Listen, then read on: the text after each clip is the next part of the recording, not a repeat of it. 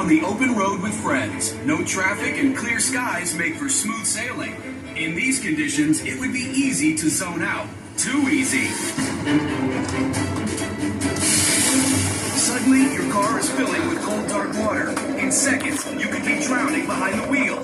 Now, what would you do if your car was sinking into water?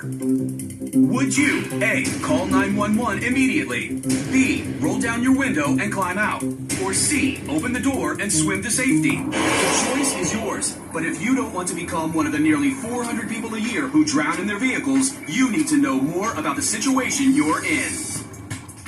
We tend to think these incidents happen when people drive off bridges, but most of the time people are just driving along and either there's a retention pond or a canal or a ditch, and they just end up losing control and off the road and into the ditch. They end up in water. Road conditions can contribute to people getting in the water. If it's icy or wet and slippery, you can lose control and even go off a road that's pointing straight.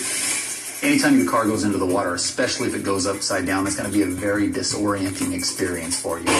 This terrifying scenario could happen to anyone, and this time, it's happening to you. So you think you'd survive a sinking car? It may go against instinct, but B, rolling down your window is your best route to escape and survive.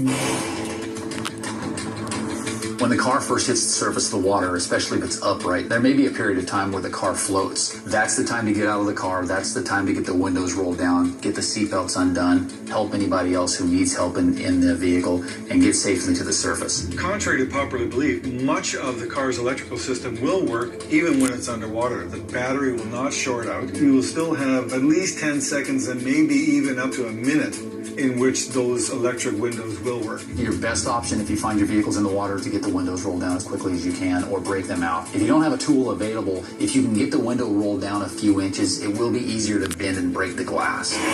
As for the front and rear windows, don't waste your time. It's almost impossible to break out the windshield or the rear window by kicking it or even using an object on it. Those are reinforced glass, and there are often 2 layers there, and so they're very difficult for a person to break, especially in a crisis situation like being underwater. You've got a reasonable amount of time, if you know what to do and you're not panicking, to get your seatbelt off and open the window and get out, and in those cases you're actually getting out down into the water. And if you're underwater when you exit? Take a minute, try to understand your circumstances. If you can see your bubbles, watch which way they move when you exhale. Follow your bubbles to the surface. But why bother with a window when you could try the door? It's going to be very difficult to open the door until the water fills the car and those pressures equalize. Monterey County Police and Fire, where is the emergency? Hi, I just got into an accident. I just went into the railing. I'm sinking in the water. Are you out of your vehicle?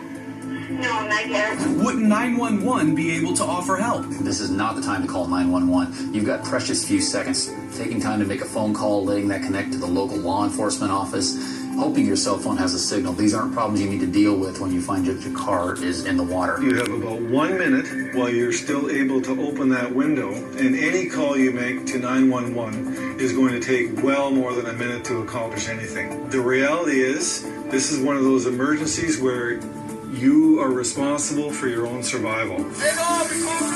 They're coming! They're sending help! You're gonna be fine! Crash landing into water is as frightening as it gets, but it doesn't have to spell doom. Keep calm and open your side window for a quick escape. If you become disoriented as you swim to the surface, look for the light. And don't waste time calling for help until you're free. If this nightmare becomes your reality, remember, your window is the quickest way out of a watery grave.